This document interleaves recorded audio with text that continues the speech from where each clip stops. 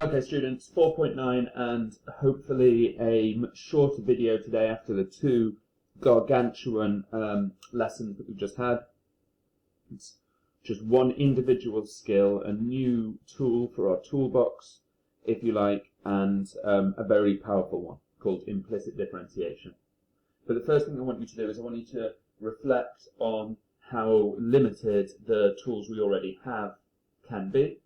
I've got a simple equation for you, xy minus y minus x squared equals 0. And what I'd like you to do is, just using what you already know, go through the steps you would go through to try and find dy by dx.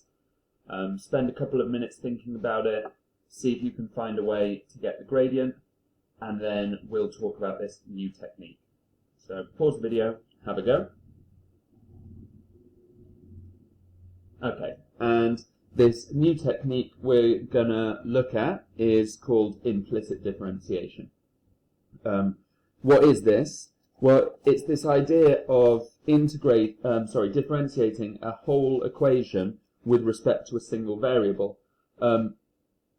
even if not every term is in that variable. So that makes sense as we go through it, but we're going to take an equation like x squared plus y squared equals 4, and we're going to say things like we're going to differentiate both sides with respect to x. And that tool, that idea of differentiating both sides, is going to give us a way to transform this equation and often to find something that's usable. Thinking about that idea, differentiate both sides with respect to x, well, we see something like x squared and we say, okay, well, that's easy. We see something like 4 and we say that's easy. But there's a question about, well, how do we differentiate y squared with respect to x?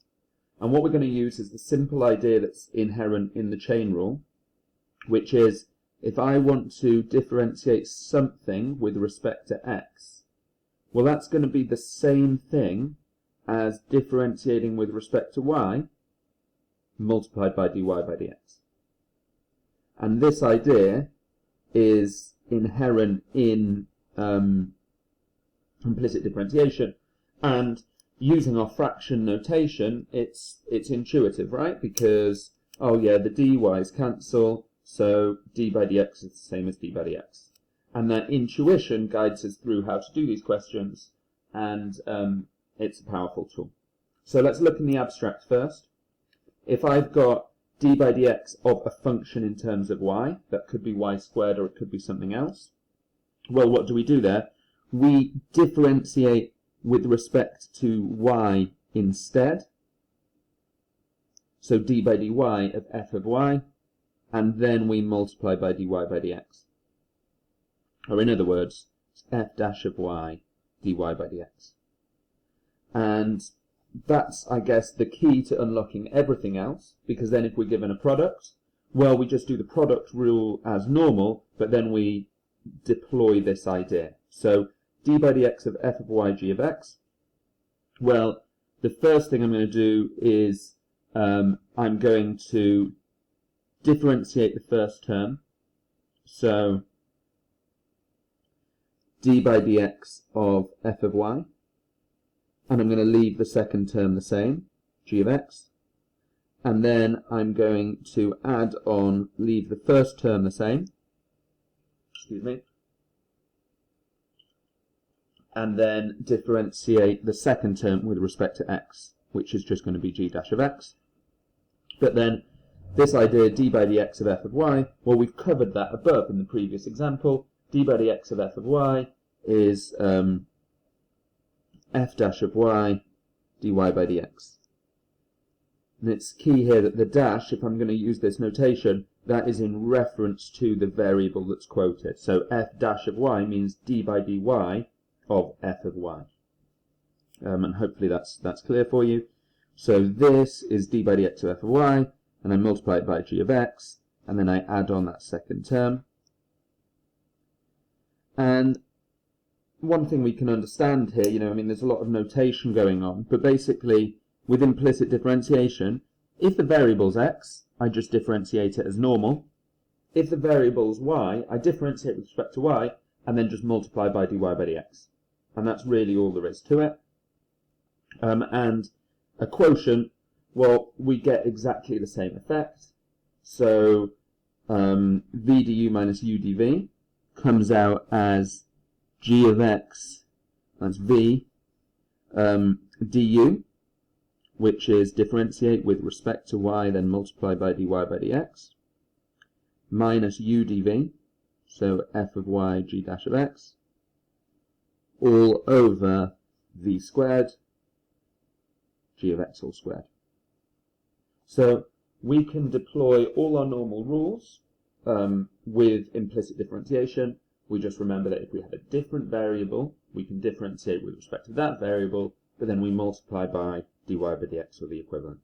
So, like I say, hopefully a short video. I'm going to try and sort out this sunlight. Whilst I do that, I'd like you to have a go at the 3 questions underneath, A, B, and C. Have a go, and then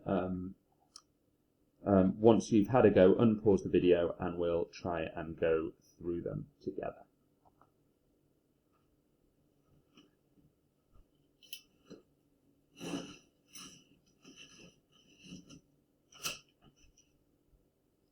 Okay, yeah, that's a bit better. So, part A here, I'm going to use this notation, d by dx on both sides. That's the idea here. I'm differentiating both sides with respect to x. So on the left-hand side, I get 3x squared, but on the right-hand side, it's in terms of y, so I differentiate with respect to y, and then I multiply by dy by dx, and this tells me, okay, dy by dx is just 3x squared divided by 2y, and that's my solution. So hopefully you'll see the power of this already. A really simple way for us to get an expression for the gradient just in 1 or 2 steps from any equation. For part B, the same first idea. I'm going to d by dx both sides, differentiate both sides with respect to x. On the left hand side I've got a product, so it's going to be differentiate, and it's going to be 1, so 1 times y plus x times 1 dy by dx. Differentiate with respect to y, and then multiply by dy by dx, and that's going to equal 2, because I differentiate the right hand side with respect to x. So what have I got here? I've got y plus x dy by dx equals 2, which means dy by dx equals 2 minus y over x. And there is my second solution. So again, really straightforward and powerful technique to answer a tricky question. Then the third one, d by dx on both sides, 2x plus differentiating y squared with respect to y, 2y, then multiply by dy by dx, that equals 0. So dy by dx is going to be minus 2x divided by 2y, or in other words, dy by dx is minus x over y. Fairly simple. Then, since we've got a second, what I'll do is go back to the question that you guys had at the beginning and just write this in here. So it's xy minus y minus x squared equals 0. And then let's see how this works. Have another go at it yourself if you haven't done so already using this technique. Pause the video quickly now, and then I'll take you through it. So, d by dx on both sides. Left hand side, I've got a product, so it's going to be y plus x dy by dx. Then I'm going to get minus dy by dx. And then I'm going to get minus 2x, and that's equal to 0. Keeping the dy by dx terms on the left-hand side, I'm going to have x minus 1, and that's going to equal to 2x minus y, just simplifying. So dy by dx is 2x minus y over x minus 1. And that's my simple closed expression for the gradient. So, that question is not impossible to do otherwise, and you might have rearranged it and found an expression for dy by dx and then using a clever substitution or another technique, you may have been able to get to a solution that's equivalent to this, but implicit differentiation definitely, powerful. The final thing I want to do just before we turn the page is look at this example here. You would have recognized that this equation, x squared plus y squared equals 1, is the unit circle.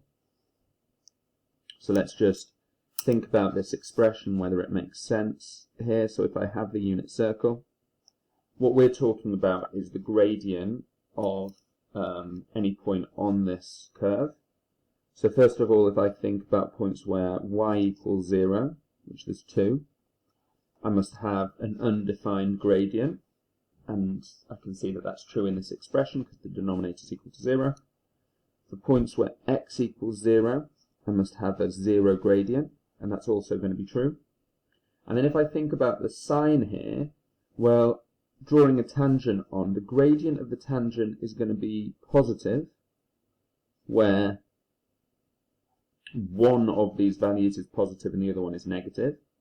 And that is true because there's already a minus sign, so I have one more minus sign and those cancel out and the gradient becomes positive. Whereas if they're both negative or both positive, I'm going to have a negative gradient, which also makes sense given this form. So we can just check our knowledge against what we know of that graph. Okay, so 2 more questions for us to try and then we're done for today. The first one very similar to what we've done already and should be quite straightforward. And then the second one a little bit of a stretch, but a bit more interesting. And you're going to have to think about a third variable t in order to do that. It uses a similar idea to what we've just done with implicit differentiation, but with regards to a third variable. So have a go at both of those, pause the video, and then I'll go through it for you. Okay, so first equation, just like we've just covered, we're going to differentiate with respect to x on both sides. 2x squared is going to give me 4x, minus 2xy. I'm going to have, depending on how I want to split it up, it's the product rule. I'll go with minus 2x as being u. So that's going to differentiate to give me minus 2 times y.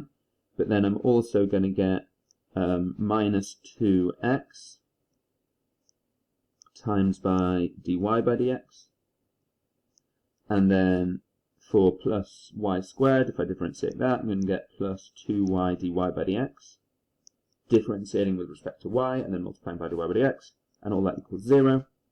I'm going to do exactly what I did with the previous example. I'm going to gather my dy by dx's together, and I think I've got 2y minus 2x for these two terms, and I'm going to add my other terms over to the other side, and that gives me 2y minus 4x, and then divide by 2 and do my division. I'm going to get y minus 2x over y minus x. And then what it asks for here is at 1, 3, dy by dx would be equal to, well, it's going to be 3 minus 2 over 3 minus 1, which is what? A half. So the gradient at that point on the curve is 1/2. Well done if you got that. And now to the question underneath. So here we have this idea of the cubic curve, one we know, y equals x cubed. So it looks like this.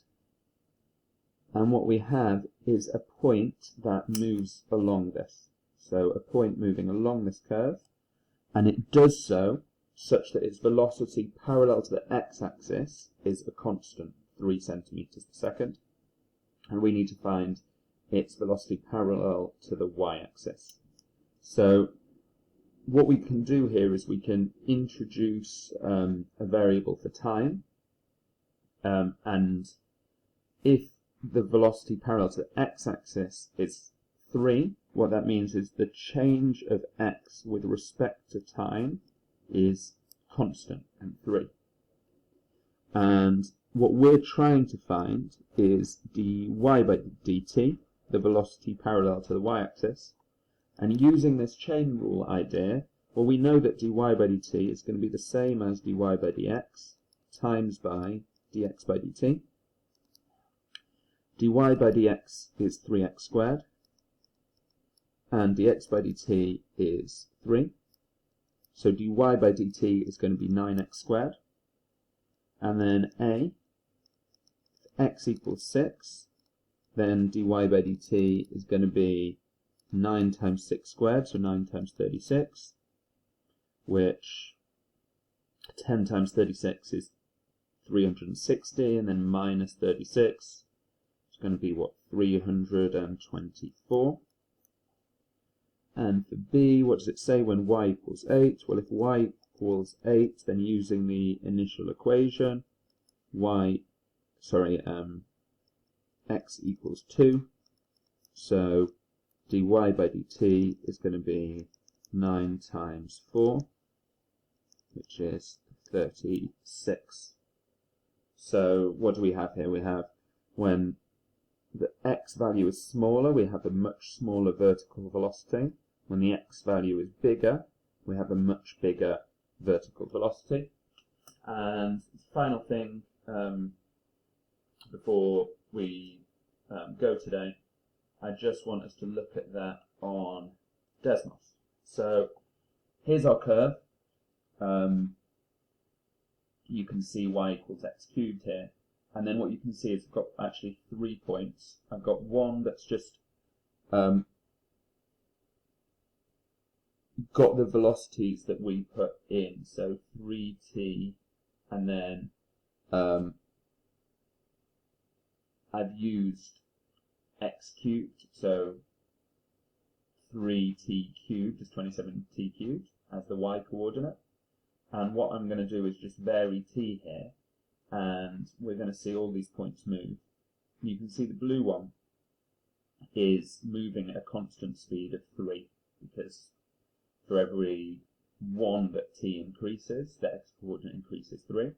You can see this blue dot is moving at a constant speed, and you can see that it's got the same x coordinate at all points as the black dot, which is following the curve. But then we can see that the vertical velocity of the black dot is shown here by the purple dot. It's easier to see. It slows down to a crawl in the middle and then starts to accelerate the further it moves away from the origin. And actually this situation, this is exactly what we're talking about in this question when we separate the horizontal velocity and the vertical velocity. So hopefully that's helpful, helping you visualize what's going on with a question like that.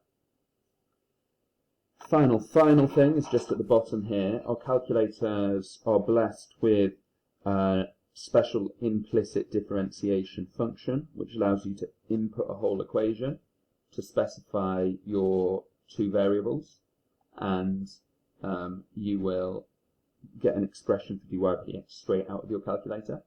So very, very helpful, especially on your second exam. But apart from that, look at this, 18 minutes and we're done. The next lesson is going to be just some extended response practice, building up towards our 2 tests on differentiation. So now's the time, if there's anything which we've covered which you're a bit unsure about, now's the time to go back again, re-watch some of the video, look at the notes, try and find some more support online, ask your friends, because very quickly we're going to move on from differentiation and talk about anti-differentiation. Okay. Have a good day. Speak to you soon.